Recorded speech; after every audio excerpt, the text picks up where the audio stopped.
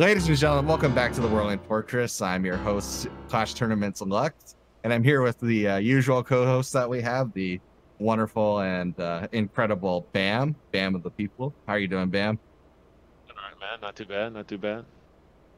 And of course, my super producer and co-host, G5 Cosmos. How's it going? Doing well, man. Doing well. Yeah, and we haven't been canceled yet. So Yet. we got a fun topic for you guys today. It's esports and education, and to dive into that topic, we actually have a special guest, a few special guests lined up, but one in particular. This is a SH Yeet. He is a PhD student in communication, rhetoric, and digital media at North Carolina State University. And his real life name, did you want me to use your real life name for this, or? Yeah, sure. All right, and it's Bryce Stout is his real life name, and Bryce actually put out a really interesting paper recently. So I'm going to give you a little bit of time right now to kind of introduce yourself and talk about the study that you just had published recently. So I actually came to grad school pretty much to do this study. Like my advisor already had funding to do some sort of study on diversity in collegiate esports, basically. Ended up falling through, and the people who were supposed to fund me didn't give us the money, but that's besides the point, basically. So that's why we were interested in that in particular, is because there was funding to do it. But also, just like I'm a longtime Smash player, it's another reason I wanted to go to grad school. Like the thing that Scar said on that Healthy Gamer stream, which I think maybe at least people who are watching this have seen, about just like wanting Smash to be for anyone who likes the game. That's basically what's been motivating me as well for the past few years. I don't know, interesting. I think one of the most compelling parts of the paper that you did was just to kind of fill in the readers that haven't seen it, and we'll go ahead and put a link in the description for it, as well as we're doing the inaugural live stream. Why don't we put that in the Twitch chat too? Yeah, go for it for everybody to see. I put that right there now. All right, so it's a structural look at the evolving esports scene, especially at the collegiate level. It's from a structural standpoint, looking at the paper, there was, you kind of looked at it in terms of a growing divide between the varsity level and the club level, if you will, or more like kind of the grassroots level of Smash, or not Smash, but esports in general, but Smash being one of the common esports that are run at the colleges. Could you maybe talk about how this divide sort of forms organically or intentionally, and like what are some of the reasons that happens, and what are some of the downstream impacts about that? So it happens kind of in the way that the study happened. It's all about money, really. Like the clubs don't have it, and the teams have it, and therefore are expected to win, basically. So winning is the goal in like the team / varsity side. And it kind of is on the club side, but the club space is exciting because it at least exists as somewhere where like the potential to have a goal other than just winning can exist. So like going to hang out with your friends and watch like an LCS split or something that has nothing to do with what rank you are. But it does contribute to the things that we claim esports are good for, like building community, basically. If that answers the question at all.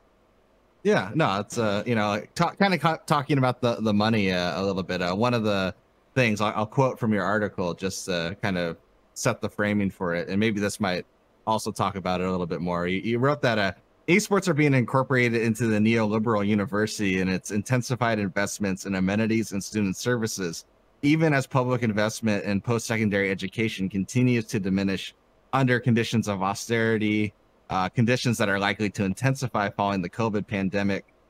So like for our non-policy wonk audience unfamiliar with concepts of neoliberalism and austerity, could you maybe talk about how, I guess from a broader educational standpoint, how those concepts have kind of shaped I guess maybe more university study in general, but how that has a direct impact on, because you mentioned the funding. I guess that kind of where it next is how that shift has sort of impacted the direction and the formation of these esports programs.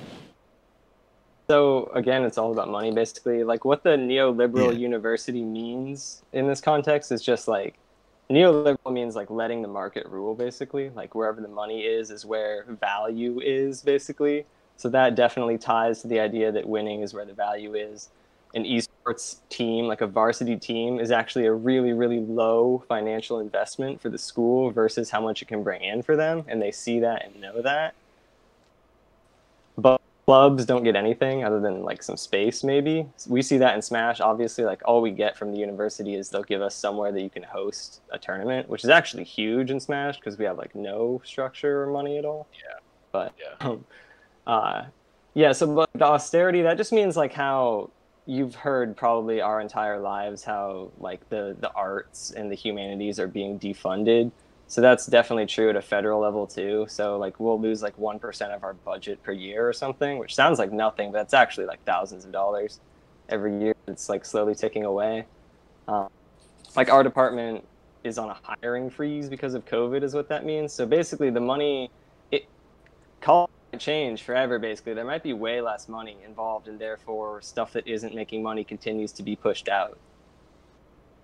So like the relation to STEM and esports basically is kind of where it comes from. Like STEM makes money for schools. STEM is also already pretty tied to esports, at least in people's minds. And so basically it's a safe investment on their part to tie it to the STEM program or whatever at the school. Some schools that we talk to are quote unquote STEM schools and don't have any sort of traditional athletics, and they've got esports now. Worth mentioning Yeah, how no, I think that was. Oh, go ahead. Sorry.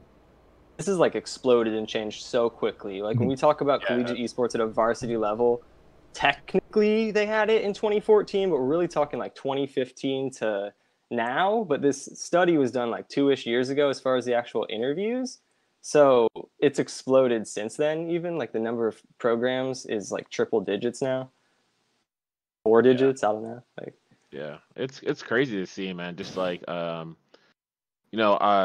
just like kind of hearing like where you were going with the interviews and everything like that, and be able to talk to like slew of amount of people, and then even during that time period, right? Like you're saying, it's changed exponentially because I remember back on my end, when I had a lot of friends going to UCI, and then at the time, the person I was with went to UCI, and it was crazy because like even like UCI, they just had their little kind of like club space and everything too. It was like the small dingy place would go and people would play.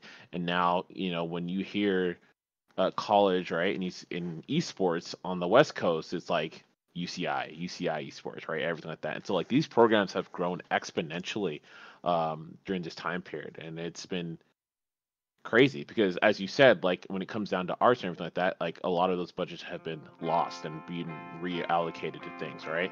And you were fighting this huge push, but then because of the tech side to it, like in gaming, right, in that facet, like it seems like it's been able to hold on and kind of grow despite that kind of assault on the arts. So it's very interesting. Well, I've been breathing fire